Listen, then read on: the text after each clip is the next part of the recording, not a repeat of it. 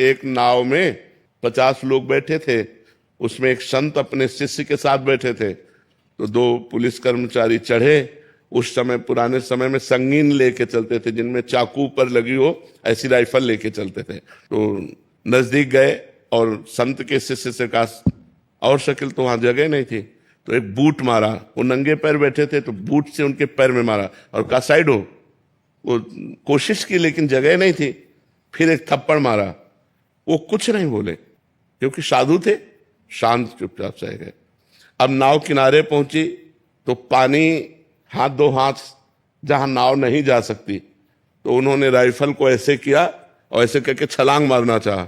ऐसा बूट फिसला कि वो जो चाकू थी उन्हीं के गले में घुस गई और वहीं मर गए। तो उनके गुरुजी ने शिष्य को डांटा, कहा अगर 2-4 शब्द बोल देते तो बच जाता।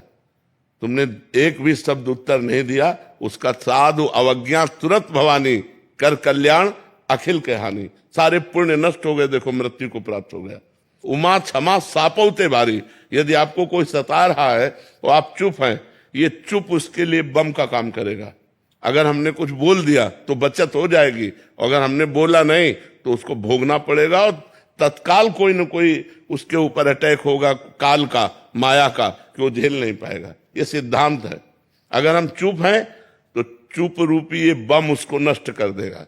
अगर हम बोल दिया तो उसके पाप नष्ट हो जाएंगे, वो बच सकता है। अगर हम बोले ना तो फिर बहुत बड़ा अहित हो सकता है उसका।